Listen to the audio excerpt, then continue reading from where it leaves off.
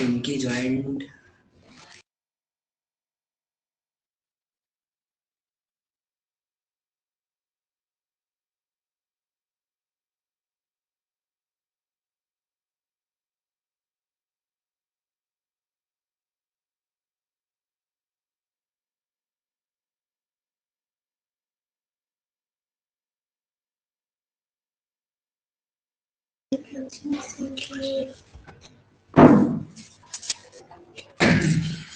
Okay. तो voice आ रही है क्लियरली और उसके साथ वीडियो चल रहा है, ठीक है। तो बस अब हम अपने क्लास पे आ रहे थे डायरेक्टली। तो कल की कुछ टॉपिक्स रिवाइज करवा दिया जाए। तो कल हमने जो कुछ पढ़ा था उसमें हमने जेनेटिक्स के बारे में पढ़ा था, जेनेटिक्स का डेफिनेशन पढ़ा था, ठीक है। जेनेटिक्स के बारे में जेनेटिक्स का डेफिनेशन, उसके बाद टर्म्स ऑफ जेनेटिक्स, ठीक है। टर्म्स ऑफ जेनेटिक्स में हमने क्या क्या पढ़ा था, अगर उसको देखा जाए तो हमने पढ़ा था सबसे पहला टर्म जीन, ठीक है। जीन के बाद क्या पढ़ा था, हमने पढ़ा था एलिलोमॉर्फिज्म और एलिलोमॉर्फिज्म या फिर एलिल, ठीक है, जिसे हिंदी में युग्म विकल्पी करते हैं। जीन का जीन ही था। थर्ड नंबर पे हमने क्या क्या पढ़ा था, थर्ड नंबर पे हमारा था जीनोटाइप और फोर्थ नंबर पे था फिनोटाइप। जीनोटाइप, फिनोटाइप, ठीक, ये सारे बताए गए थे। इसके बाद जीन लोकस था।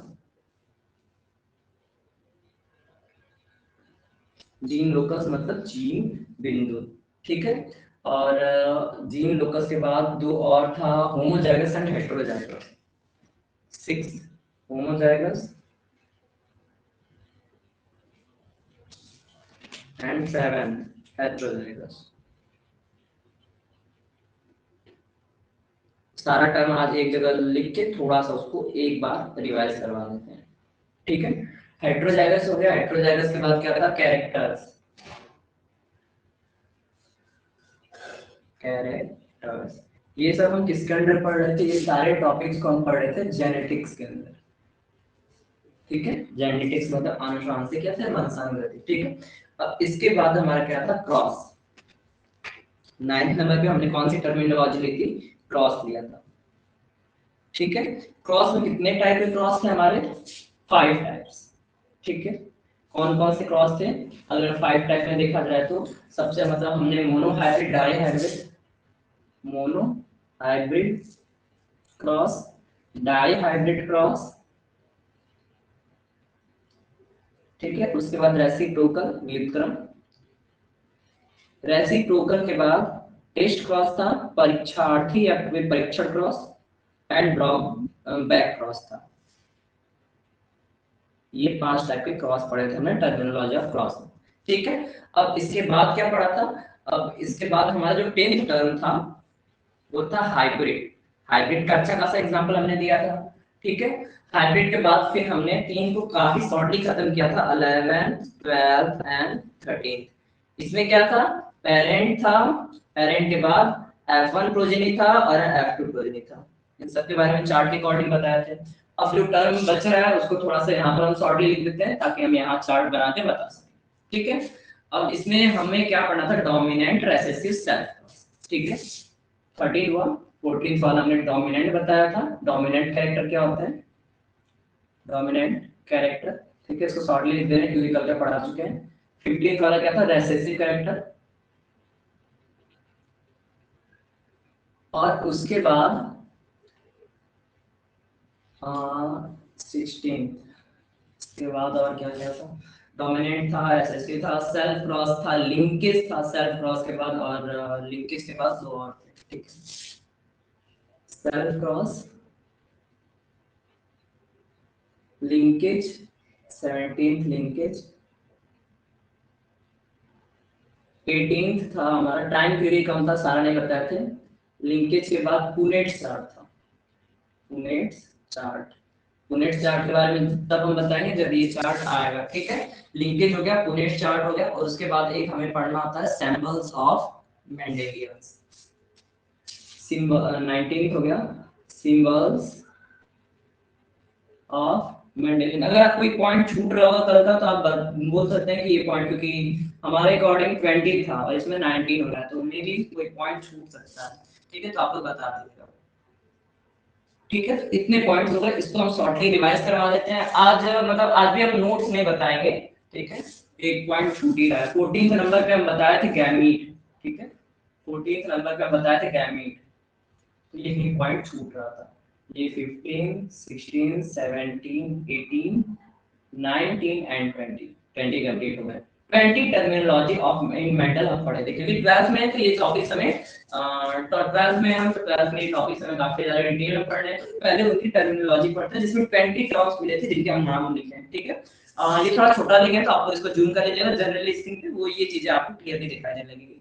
और कोई प्रॉब्लम होगी बीच में, या फिर वॉइस फंसेगी या फिर वीडियो फंसेगा, अरे कोई प्रॉब्लम कल नहीं आए थे आज भी नहीं आनी चाहिए, तो मतलब आप पूछ सकते हैं। ये सारे हेडिंग्स रहेंगे जिनको हमें पढ़ना है, और अभी हम नोट्स बनाएंगे तो अभी मतलब आज तो नोट्स नहीं बनाएंगे, आज खाली पढ़ाएंगे।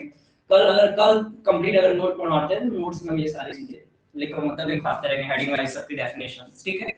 अब हम आ जाते हैं अपने टॉपिक्स पर और एक एक चीज को लेके चलते हैं। तो एक एक चीज को लेने के लिए हमने कल क्या किया था, एक चार्ट बनाया था कैपिटल टी का।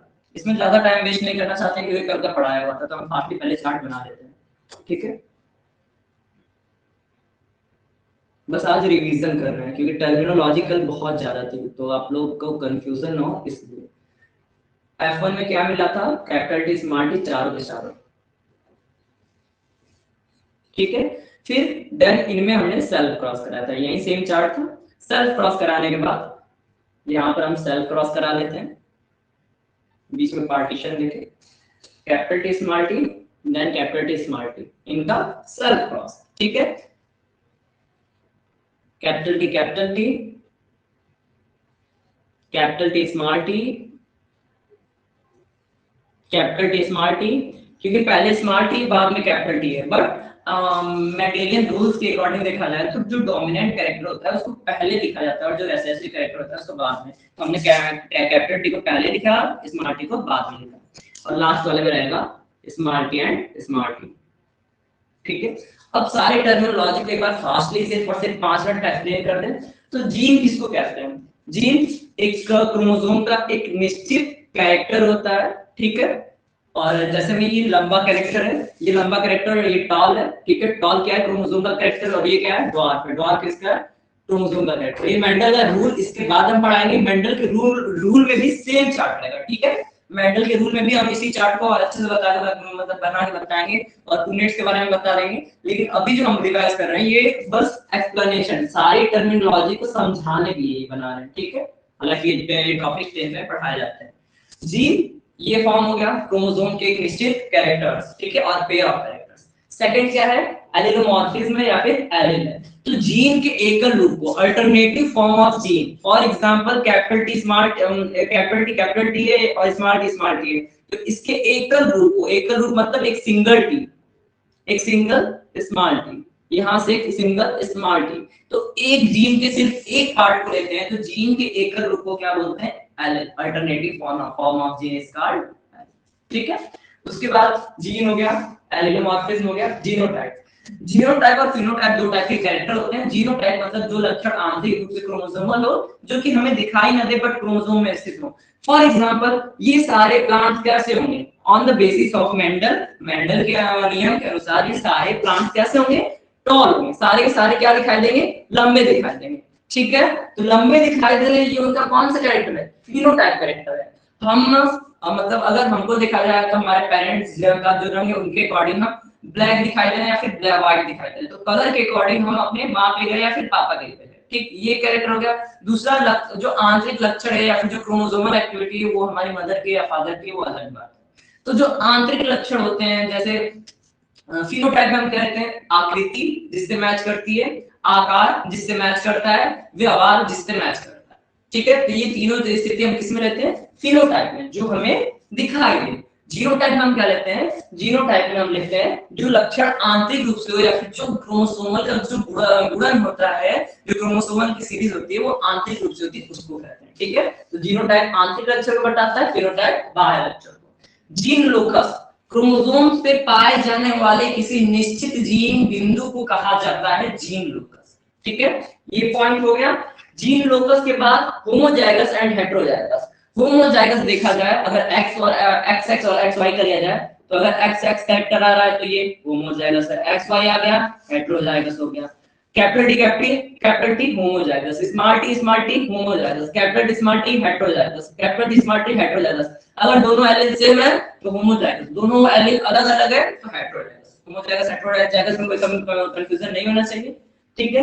होमो हो जाएगा, सो गया, हेटेरो हो जाएगा, सो गया। कैरेक्टर्स की बात करें, कैरेक्टर्स मतलब लंबा होना, बौना होना, झुर्रीदार होना, गोल होना, पीला हरा होना, हरा होना, मतलब एक क्रोमोसोम्स के एक निश्चित कैरेक्टर को बताए, एक लक्षण को बताए तो वो कैरेक्टर्स कहलाते हैं, ठीक है। इसमें कोई कंफ्यूजन आप लोग को सारे टॉपिक्स को हम रिवाइज करें तो आई होप इसमें कोई कंफ्यूजन नहीं होगा, ठीक है।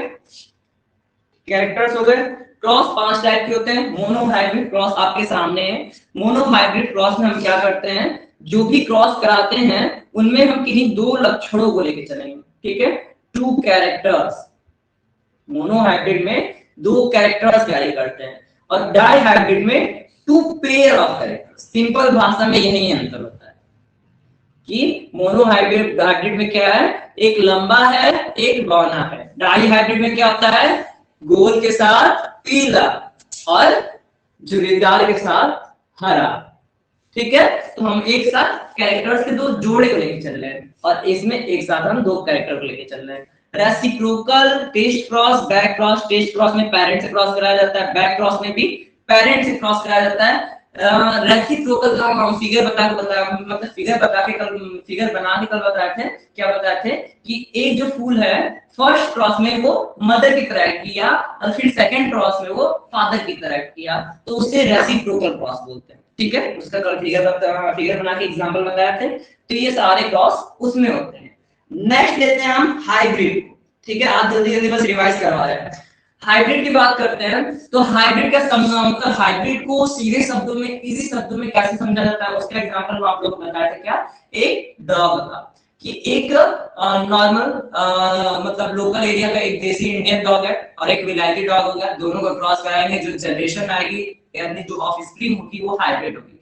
और उसका अनदर एग्जांपल लें तो एक देसी गाय है और एक जर्सी सांड है, या फिर एक मतलब जर्सी गाय है एक देसी सांड है, अगर उनका क्रॉस होगा तो जो आने वाली संतति होगी वो उनका मिक्सचर होगी, तो वो क्या होगा, हाइब्रिड होगा, दोनों का मिक्सचर। यानी 2 पेरेंट्स का या फिर 2 कैरेक्टर्स का मिक्सचर होने पे, 2 क्रोमोसोमल कैरेक्टर्स का मिक्सचर होने पे जो ऑफस्प्रिंग होती है या फिर जो रिजल्ट होता है उसे हम क्या बोलते हैं, हाइब्रिड बोलते हैं। जैसे हम लोग हाइब्रिड डॉग बोलते हैं, हाइब्रिड एनिमल बोलते हैं। कोई अंग्रेज है, अंग्रेज की शादी इंडिया से हुई, उनके आने वाले बच्चे हाइब्रिड कराएंगे, क्यों, क्योंकि उनके रंग रूप वो अंग्रेजों पे जा सकते हैं, उनके व्यवहार इंडियन पे आ सकते हैं, या फिर उनके रंग रूप इंडियन पे आ सकते हैं, उनके व्यवहार अंग्रेजों पे जा सकते हैं। तो वो 2 लोग के, तो वो क्या है, हाइब्रिड, ठीक है। तो हाइब्रिड तो खत्म हो गया। पेरेंट F1 F2 में ज्यादा कंफ्यूजन नहीं होना है। ये वाली जनरेशन पेरेंट्स की है, इसमें थोड़ा सा हम लिखने का काम ज्यादा कर दिए, थोड़ा मिटा देते हैं,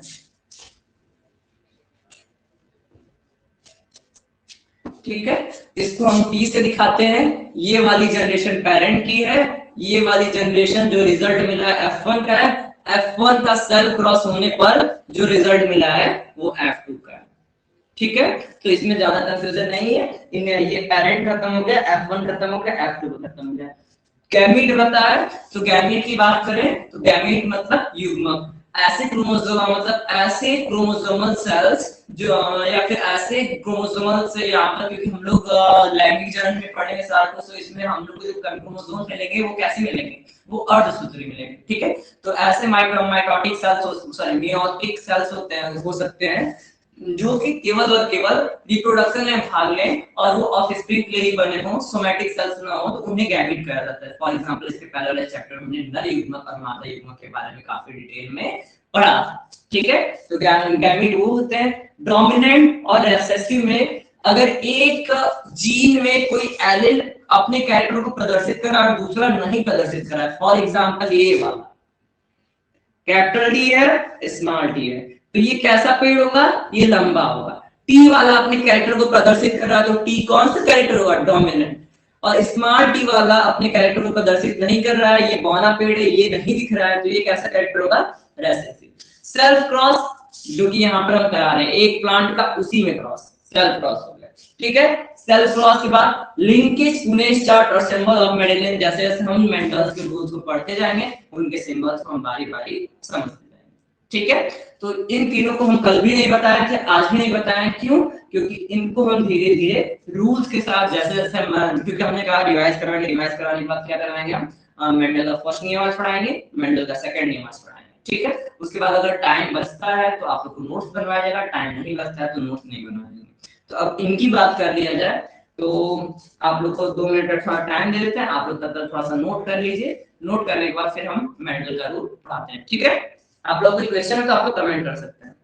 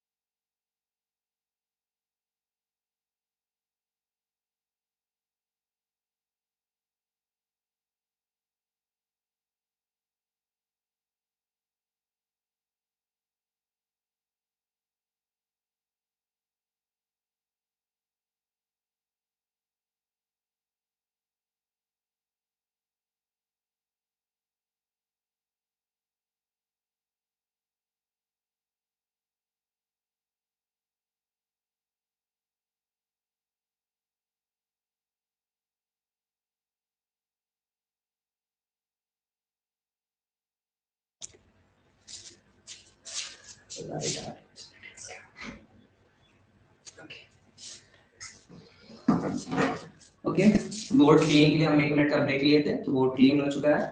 और उसके बाद अब हमें बताना है मेंडल का फर्स्ट नियम बताएंगे आज और सेकंड नियम बताएंगे, और उसको कंप्लीट चार्ट के अकॉर्डिंग बताएंगे, ठीक है। तो मेंडल का फर्स्ट नियम एंड सेकंड नियम, तो उसके लिए हमको चार्ट बनाना है। और अब की बार चार्ट थोड़ा सा क्लियर बताना है, क्योंकि कॉन्सेप्ट्स क्लियर होने बहुत जरूरी है मेंडल में।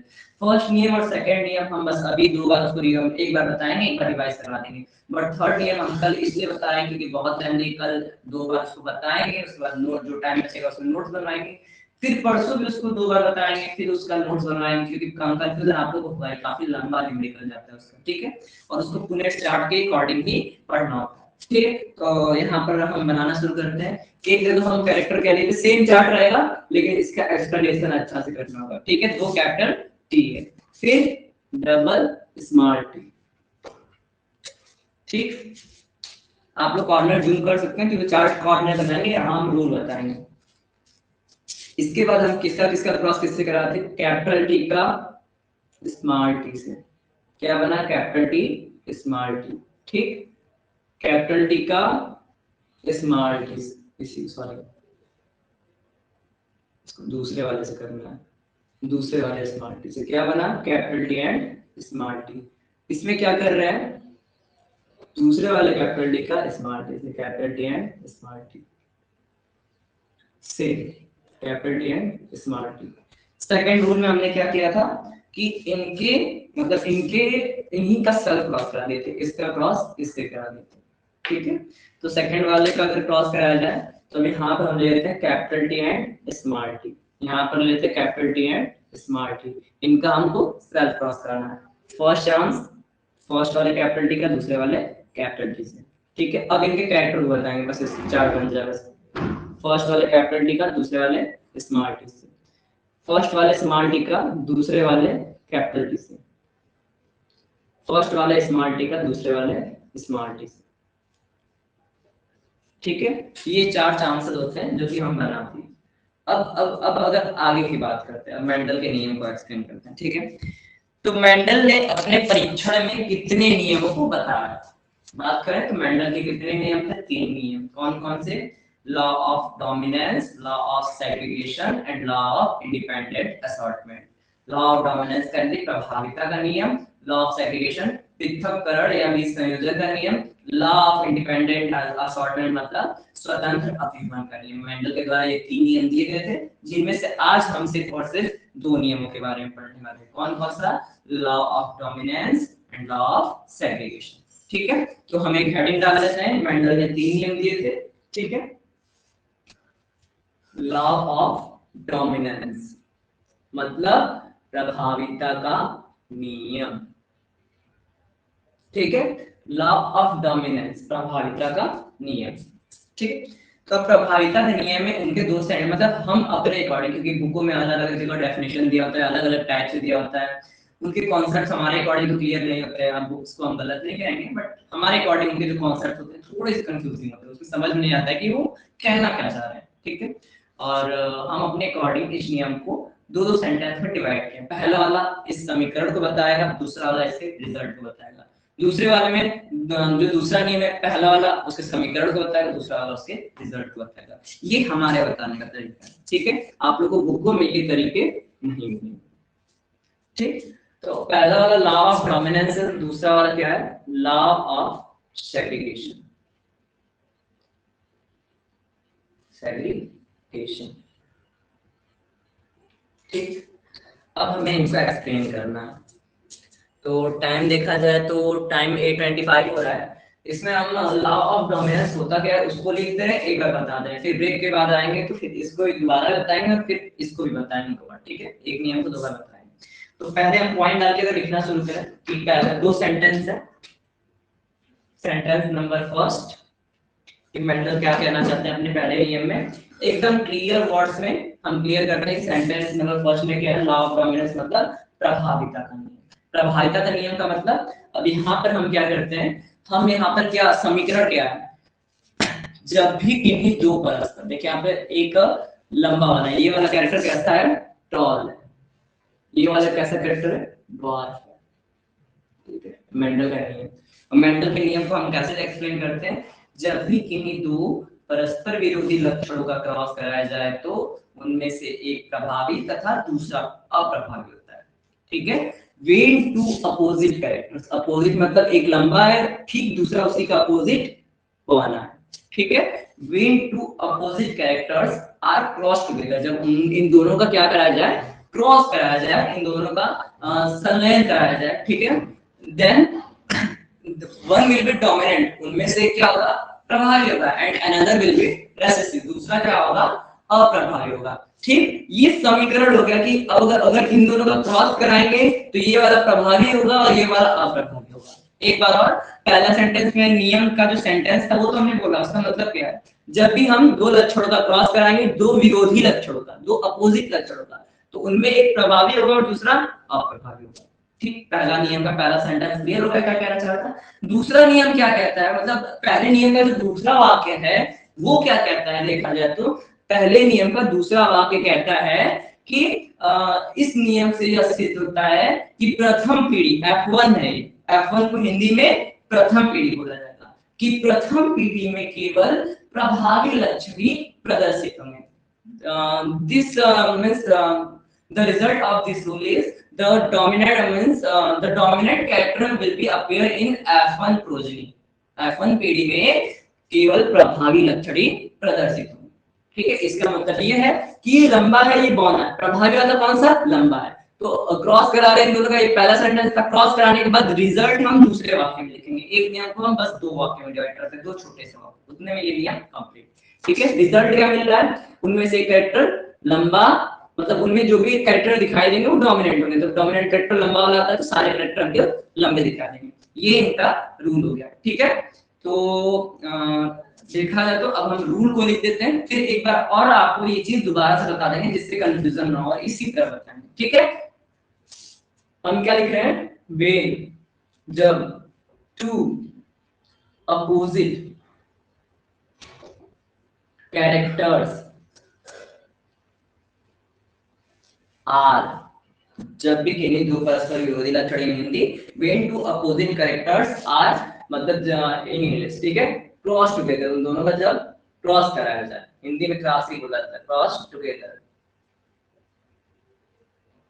जब भी दो विरोधी लक्षणों का क्रॉस कराया जाएगा, then one will be dominant, एक क्या होगा, डोमिनेंट होगा। हालांकि मेंडल के नियम की दो आलोचनाएं और क्या कह सकते हैं, दो अपवाद भी हमें इसी में पढ़ने हैं। ठीक है, and another will be recessive। ठीक है, पहले वाक्य का when two opposite characters are crossed together then one will be dominant, पहला प्रभावी होगा, दूसरा recessive होगा। ये वाला कौन सा कैरेक्टर होता है, डोमिनेंट कैरेक्टर होता है, प्रभावी होता है, और ये वाला कैसा कैरेक्टर होता है, रेसेसिव होता है, रेसेसिव। ठीक है, ये फर्स्ट सेंटेंस हो गया। दूसरे वाक्य में हम इसका रिजल्ट लिखते हैं। ठीक है, अब यहाँ पर हम इसका रिजल्ट लिख लेते हैं। ठीक है, रिजल्ट क्या होता है, रिजल्ट की बात करें तो दिस रिजल्ट, ये परिणाम, प्रूव्स दैट, सिद्ध करता है, ओनली, केवल, dominant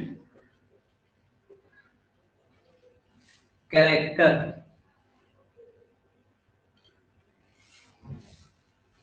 will be appear in F1 यानी फर्स्ट जनरेशन प्रोजनी, प्रथम पीढ़ी। इन हिंदी इस नियम से यह सिद्ध होता है कि प्रथम पीढ़ी में केवल प्रभावी लक्षण ही प्रदर्शित होंगे। ठीक है, ये रूल कंप्लीटली लिख लिए, फर्स्ट नियम को एक बार बता दिए, ब्रेक के बाद एक बार और इसको दोबारा से हम इसी तरीके से बताएंगे, उसके बाद फिर दूसरे नियम को दो बार बता देंगे, टाइम बचेगा तो नोट्स बनवाया जाएगा। तब तक के लिए 5 मिनट का ब्रेक लेते हैं, टाइम हो रहा है 8:30। ठीक है, तो 8:30 टाइम हो रहा है, तो 8:36 से दोबारा क्लास स्टार्ट करेंगे। स्टार्ट टाइमिंग 8:36 है।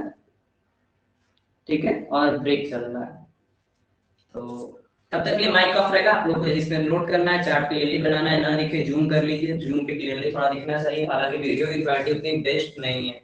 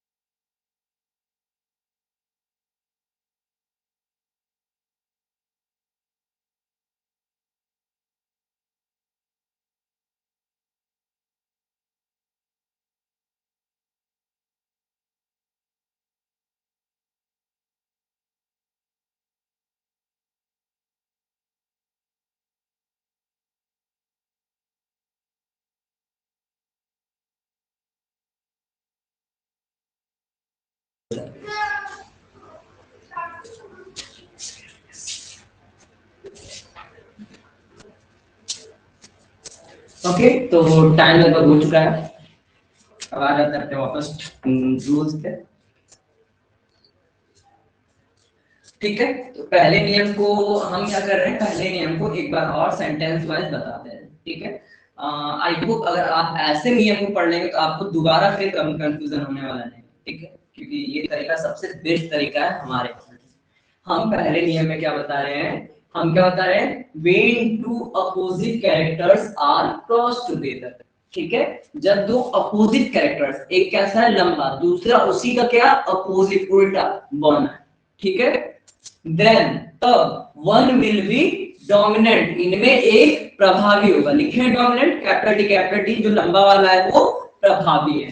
एंड और अनदर विल बी रेसेसिव, दूसरा वाला क्या होगा, रेसेसिव मतलब अप्रभावी होगा। तो स्मार्ट देखो बोना लिखे और यहाँ पर लिखे रेसेसिव, तो दूसरा वाला क्या है अप्रभावी और पहला वाला प्रभावी है। जब भी किन्हीं दो, मतलब इसको हिंदी में देखा जाए तो हिंदी में ऐसे लिखते हैं, जब भी किन्हीं दो परस्पर विरोधी लक्षणों का क्रॉस कराया जाए तो उनमें एक प्रभावी होगा तथा दूसरा अप्रभावी होगा। ये वाला प्रभावी होगा तथा दूसरा अप्रभावी होगा। ये नियम का पहला वाक्य जो कि समीकरण को बताता है। दूसरा वाक्य रिजल्ट को बताता है। तो दूसरा वाक्य क्या है, this result proves that only dominant character will be appear in F1 progeny. It means to say that इस नियम से यह सिद्ध होता है कि केवल प्रभावी लक्षण ही F1 प्रोजनी, F1 वाला कौन है, ये F1 प्रोजनी, ये F1 प्रोजनी है, ये वाला F2 प्रोजनी है, ये वाला जनक पीढ़ी इन हिंदी, और पेरेंट P को P से दर्शाया जाता है, P1 से दर्शाया जाता है पेरेंट जनरेशन इन इंग्लिश। ठीक है, ये जनक पीढ़ी है जिसे हम पेरेंट जनरेशन बोल सकते हैं। ये F1 पीढ़ी है जिस F1 प्रोजनी बोला जा सकता है, और ये F2 पीढ़ी है, F2 प्रोजनी। ठीक है, parent progeny, F1 progeny, F2 progeny. This result, यह परिणाम प्रूव्स दैट, सिद्ध करता है कि केवल dominant character will be appear in F1 progeny. इस नियम से यह सिद्ध होता है कि केवल प्रभावी लक्षण ही प्रदर्शित होंगे, किसमें, प्रथम पीढ़ी में। ये F1 मतलब प्रथम पीढ़ी, तो मतलब प्रभावी लक्षण कौन सा था, लंबा वाला। तो ये चारों कैसे दिखाई देंगे, लंबे। ठीक है, आई होप अब आपको इस नियम में जो दो सेंटेंस लिखे हैं, आपको अगर 10th में थोड़ा बहुत कंफ्यूजन हुआ होगा, 12th में कंफ्यूजन हुआ, बीएससी में 12th में कंफ्यूजन होगा, या फिर आप लोग क्लास में पढ़ रहे हैं 10th में कंफ्यूजन था, तो अब कंफ्यूजन इसमें नहीं होना चाहिए। दो क्लियर वाक्य में हमने बताया, पहला वाला नियम के समीकरण को बता रहा है और दूसरा वाला नियम के रिजल्ट को बता रहा है। ठीक, इस तरह हमारा प्रथम नियम समाप्त। अगर अभी भी किसी को कंफ्यूजन है तो वो दोबारा बताने को कह सकता है। अब हम आ जाते हैं दूसरे नियम पे, जिसे कहते हैं लॉ ऑफ सेग्रीगेशन। डोमिनेंस का हिंदी प्रभावी। ठीक है, प्रभावी होगा तो इस नियम को हिंदी में प्रभाविता का लक्षण कहते हैं। ठीक है, इस नियम को हम हिंदी में क्या कहते हैं, प्रभाविता का लक्षण।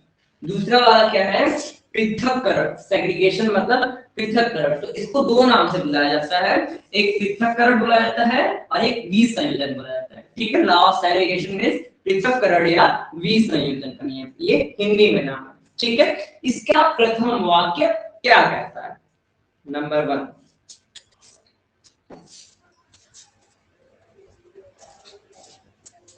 Black marker, number 1, law of segregation का प्रथम वाक्य क्या कहता है। इसकी बात किया जाए तो लॉ ऑफ सेग्रीगेशन मतलब ये वाला। ठीक है, अब इस नियम के वाक्य को देखा जाए तो दूसरे नियम का प्रथम वाक्य क्या कहता है, देखा जाए तो इनमें क्या कहता है, क्योंकि ये नियम पहले हम इसको समझते हैं, क्योंकि ये थोड़ा सा कॉम्प्लिकेटेड पड़ता है। थर्ड वाला सबसे ज्यादा कॉम्प्लिकेटेड पड़ता है, ये सेकंड वाला थोड़ा सा कॉम्प्लिकेटेड क्या है कि ये जो नियम है ये फर्स्ट नियम के बेस पे है। मतलब ये जो नियम है ये आधारित है किस नियम पे, पहले नियम पे, लॉ ऑफ सेग्रीगेशन इसी पे पूर्ण रूप से आधारित है।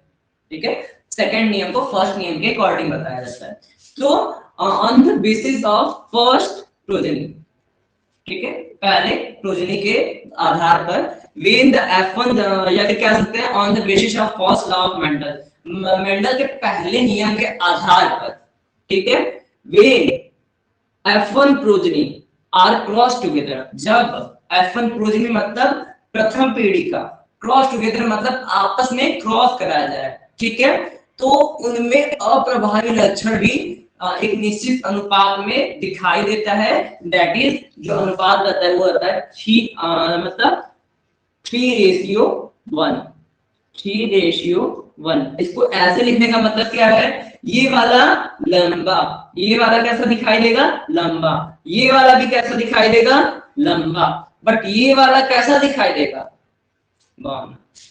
लंबा। ये दोनों क्यों दिखाई देंगे, मेंडल के प्रथम नियम अनुसार केवल मतलब कैपिटल टी स्मॉल टी है तो केवल प्रभावी लक्षण दिखेगा, प्रभावी लक्षण मतलब कैसे दिखाई देंगे, ये दोनों लंबे दिखाई देंगे, ये शुद्ध रूप से लंबा है तो ये शुद्ध रूप से लंबा दिखाई देगा, ये वाला दोनों स्मॉल टी तो ये शुद्ध रूप से बॉन्ड, शुद्ध रूप से ये बॉन्ड, ठीक है। एक बार और एक्सप्लेनेशन करेंगे नियम का, तो मेंडल के प्रथम नियमानुसार, मेंडल के प्रथम नियम के अनुसार ऑन द मतलब according to the first law of Mendel क्या है कि जब F1 पीढ़ी का आपस में क्रॉस कराया जाए, when F1 पीढ़ी आर सेल्फ क्रॉस और क्रॉस टुगेदर, ठीक है, जब इनका आपस में इनका इन्हीं से क्रॉस कराया जाएगा, ठीक है, then the result will be appear in a certain ratio, तो जो परिणाम होगा वो एक निश्चित अनुपात में प्रदर्शित होगा, और अनुपात क्या होता है 3:1, 3:1 क्यों होता है, क्यों, क्योंकि इनमें जो 3 हैं वो तीनों लंबे होते हैं, कैपिटल टी शुद्ध रूप से लंबा होता है, कैपिटल टी स्मॉल टी को क्यों लंबा बोलते हैं,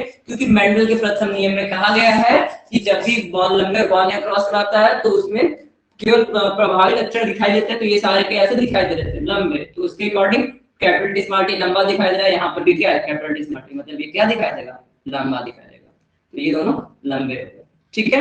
और उसके बाद अगर लास्ट वाले की बात करते हैं तो लास्ट वाला क्या, स्मॉल टी मैच करेंगे तो स्मॉल टी क्या होता है, बॉन्ड होता है, तो नियम का एक्सप्लेनेशन हो गया। सेंटेंस लिखते हैं, सेंटेंस के बाद फिर एक बार नियम को बता देते हैं, उसके बाद ये नियम खत्म हो जाएगा, ठीक है। अब सेंटेंस लिखते हैं, सेंटेंस का क्या है, according to the first law of Mendel, ठीक है, क्योंकि ये मेंडल के पहले नियम पे ही आधारित है, तो उसके अनुसार according to the first law of Mendel, Mendel के प्रथम नियमानुसार, when जब F1 प्रथम प्रोजनी पीढ़ी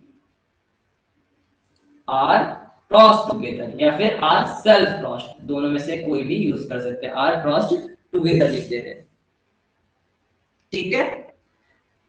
तब मतलब टुगेदर तब क्या होगा, द रेसेसिव मतलब जो अप्रभावी लक्षण होगा, कैरेक्टर विल बी होगा, क्या होगा, अपीयर प्रदर्शित होगा, कैसे प्रदर्शित होगा, इन अ सर्टेन रेशियो, एक निश्चित अनुपात में प्रदर्शित होगा, इन अ सर्टेन रेशियो, एक निश्चित अनुपात में प्रदर्शित होगा, और अनुपात क्या होता है 3:1, 3:1 इन ब्रैकेट, ठीक है। आपको क्लियरली दिख रहा है ना क्या बोला। अब इसका दूसरा वाक्य लिखते हैं, अब इसको हम बताएंगे, अब इसका रिजल्ट लिख लेते हैं। ये क्या बता रहा है कि according to the first law of Mendel, मतलब मेंडल के प्रथम नियम अनुसार, या फिर अकॉर्डिंग टू द, हम यहाँ पर रिजल्ट भी जोड़ सकते हैं, ठीक है, according to the result of first law of Mendel, ठीक है। रिजल्ट जोड़े ना जोड़े बात बराबर, हम अपने वाक्य को अपने कॉन्सेप्ट के साथ क्लियर लिखते हैं, ठीक है।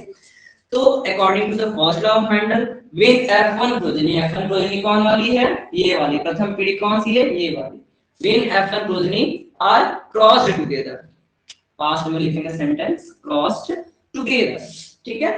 जब F1 प्रोजेनी का आपस में क्रॉस कराया जाएगा, द रेसेसिव कैरेक्टर जो अप्रभावी लक्षण होगा, विल बी अपीयर, वो भी दिखाई देगा इन अ सर्टेन रेशियो, जब इनका क्रॉस कराया जाएगा तो अप्रभावी लक्षण भी एक निश्चित अनुपात में दिखाई देगा, वो अनुपात क्या होगा 3:1, 3:1, ठीक है। तो ये क्या हुआ, ये पूरा समीकरण हो गया, इसमें भी हमने इसको समीकरण बताया था, इसमें भी हमने समीकरण बताया पहले वाक्य में। दूसरे वाक्य में दिस रिजल्ट, ठीक है। तो इसमें भी हम दूसरा वाक्य रिजल्ट में लिखते हैं, ठीक है। इतना नीचे आई होप आप लोगों को दिख रहा होगा, कैमरा में थोड़ा सा आ रहा है, ठीक है। ये पूरा अगर लाइन आता है तो कोई दिक्कत नहीं है, आई होप थोड़ा सा प्रॉब्लम हो रही है क्योंकि हम कैमरे को डाउन कर देते हैं।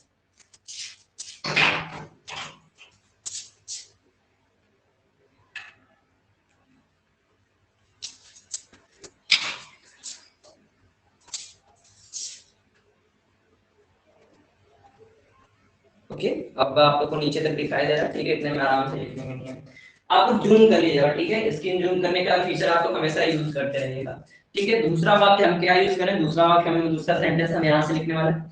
क्या लिख रहे हैं, दिस प्रूव्स दैट, यह सिद्ध करता है कि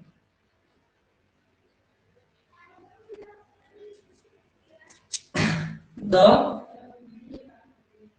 इसको कैसे लिखें कि साथ साथ रहने पर भी गुणों का आपस में मिश्रण नहीं होता है, अर्थात लंबा वाला अपने कैरेक्टर को अलग से बनाया रहेगा, वाला वाला अपने कैरेक्टर को अलग से बनाया रहेगा। मतलब कैपिटल टी स्मॉल टी को मिला है तो इसका मतलब ये नहीं है कि कैपिटल टी स्मॉल टी दोनों मिक्स होकर एक नए टी का फॉर्मेशन कर लिए। कैपिटल टी अपने प्रभुत्व को अलग बनाया रहेगा, स्मॉल टी अपने कैरेक्टर को अलग बनाया रहेगा, ठीक है। इस नियम से यह नहीं सिद्ध होता है, तो इसी नियम को हमको क्या करना है, लिखना है, ठीक है। दिस प्रूव्स दैट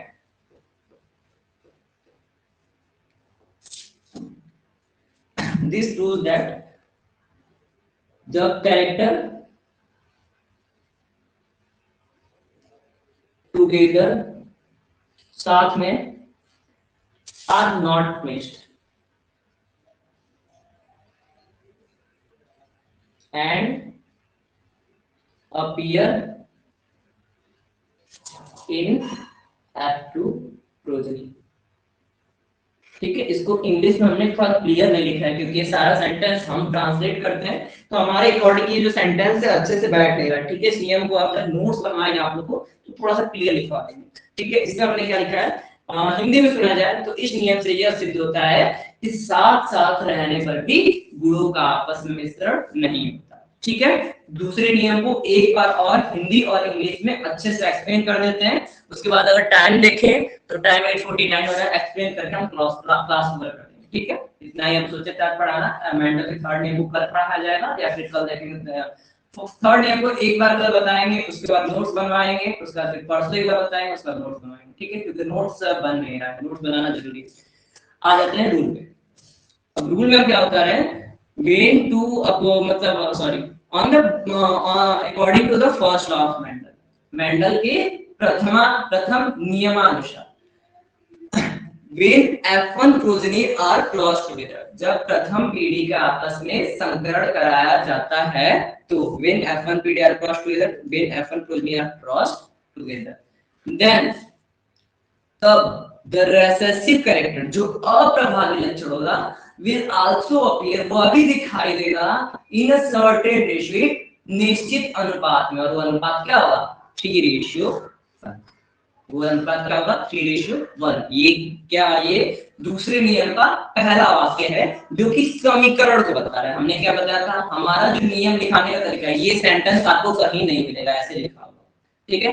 थोड़े बहुत वाक्य मिल सकते हैं, थोड़े बहुत वर्ड्स मिल सकते हैं, लेकिन ये सेंटेंस कहीं नहीं मिलेगा। ये सेंटेंस हमने खुद बनाया ताकि हम बेटरली नियम को समझ सकें, ठीक है। तो ये जो है पहला नियम समीकरण बता दी। अब इस नियम से क्या सिद्ध होता है, इस नियम से यह सिद्ध होता है, दिस प्रूव दैट, इससे यह सिद्ध होता है द कैरेक्टर आर टुगेदर, जो लक्षण साथ में रहे, मिक्स नहीं हुए आपस में, and appear in active progeny, और एक्टिव प्रोजेनी में अपीयर हुए अलग अलग दिखाई दे, जैसा कि यहाँ पर प्योर डोमिनेंट दिख रहा है, प्योर रेसेसिव दिख रहा है। इस और ये क्या है, जीनोटाइप और फिनोटाइप है। इस नियम में थोड़ा बहुत और बताना है, ठीक है। इसको क्योंकि बोर्ड फेल हो चुका है और इतना ही हमारा एम था बताना, तो इस नियम में जीनोटाइप और फिनोटाइप कैसे होता है इसको हम कल बताएंगे, मेंटल के थर्ड नियम को कल बताएंगे। आज इसको हिंदी में, इंग्लिश में यही होगा। इंग्लिश में हम यहाँ पर लिखे हुए हैं, according to the first law of Mendel, when F1 progeny are crossed together, the recessive character will be appear in a certain ratio, और उस रेशियो को ब्रैकेट में लिखा जाता है, that is 3:1, ठीक है। दूसरा वाक्य जो कि इस नियम से क्या सिद्ध होता है, this proves that, इससे यह सिद्ध होता है the character together, जो लक्षण आपस में साथ में रहते हैं, are not mixed together, ठीक है, अब आपस में मिश्रित नहीं होते and appear in F2 progeny, और F2 प्रोजीनी में अपीयर होते हैं। कैसे अपीयर होते हैं, पहले नियम में लिखा हुआ है 3:1। ठीक है, यूपी बोर्ड के भी लोग हैं, हिंदी में बताते हैं क्लियर वाक्य कि मेंडल के प्रथम नियमानुसार जब F1 पीढ़ी का स्वपरागण या फिर स्वतः क्रॉस कराया जाता है, सेल्फ क्रॉस कराया जाता है, तो ऐसे में अप्रभावी लक्षण भी एक निश्चित अनुपात में दिखाई देते हैं। और वो अनुपात क्या होता है, ब्रैकेट में लिखेंगे 3:1, 3:1। ठीक है, पहला वाक्य हो गया।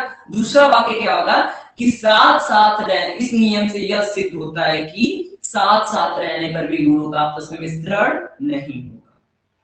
ठीक है, इस नियम से यह सिद्ध होता है कि गुणों का साथ साथ रहने पर भी आपस में मिश्रण नहीं होगा। इस प्रकार मेंडल का प्रथम नियम द्वितीय नियम समाप्त होता है। इसमें हमने जीनोटाइप फिनोटाइप नहीं बताया है, जो कि कल की क्लास का पहला टॉपिक रहेगा। इस नियम को थोड़ा सा रिवाइज, मतलब एक बार इस नियम को थोड़ा सा रिवाइज करेंगे, रिवाइज करने के बाद जीनोटाइप और फिनोटाइप बताएंगे। क्योंकि अगर इसको रिवाइज करवाएं तो अभी इसको मिटाना पड़ेगा, और हम चाहते हैं आज का टॉपिक इतना खत्म किया जाए। ठीक है, तो इसी के साथ क्लास ओवर होती है। इसको वीडियो को हम 5 मिनट तक चलाए दे रहेंगे, क्योंकि आप लोगों को नोट करना होता है। आप लोग नोट करिए जो जहां आप लोग को नहीं समझ आ रहा है, क्योंकि वीडियो है, आई नो क्वालिटी अच्छी नहीं है, खुद ही मतलब स्क्रीन पे खुद ही लिखा हुआ है नेटवर्क इज अनस्टेबल, तो अनस्टेबल है मतलब क्वालिटी कल की जितनी बेटर नहीं, कल थोड़ी सी क्वालिटी बेटर थी, आज उतनी बेटर नहीं है। तो आप लोगों को जहां नहीं समझ में आ रहा है, आप लोग कमेंट में पूछ लीजिए क्लास कैसे है, क्लास बताइएगा, कौन सा टॉपिक नहीं समझ में आया वो कमेंट करिएगा, तो हम दोबारा जरूर बताएंगे। क्योंकि मेंटल के नियम में तो भाई कोई टॉपिक ऐसा नहीं है जो कि हम ना एक्सप्लेन करें। मेंटल का नियम हम सबसे बेटरली और सबसे बेस्टली एक्सप्लेन करने की कोशिश करते हैं। तो आपको जो भी इसमें कंफ्यूजन होगा आप दोबारा पूछ सकते हैं, और आपको जहां नहीं दिख रहा है आप लोग 5 मिनट तक वीडियो ऑफ रहेगा, कमेंट में आपको बताते हैं, मतलब वीडियो ऑन रहेगा, माइक में कमेंट में आपको हम बताते हैं, माइक ऑफ रहेगा। ठीक है, और उसके साथ आपको अगर इसके जो एक्सेप्शंस आते हैं, 2 एक्सेप्शंस आते हैं। ठीक है, मतलब ससंयोजकता का नियम और ससंयोजकता के नियम के साथ अपूर्ण प्रभाविता का नियम, law of incomplete dominance and law of codominance, ये दो टॉपिक इसके एक्सेप्शंस में आते हैं, अपवाद में आते हैं। ये अपवाद से परसेंट 12 में दिए, जबकि बीएससी देखा जाए तो बीएससी में इसके कम से कम 4 से 5 या फिर उससे एक और साइड बुक में उससे एक और अपवाद दिए जाते हैं। और अगर नॉर्मली जो बीएससी को ओरिजिनल गवर्नमेंट रेट बुक रहती है, अगर उसको पढ़ा जाए, हालांकि बीएससी कोई ओरिजिनल पूर्वांचल की बुक तो हमने नहीं देखी, साइड बुक देखी, साइड बुक में हमने किसी बुक में हमने 5 एक्सेप्शन देखे, और किसी बुक में उससे ज्यादा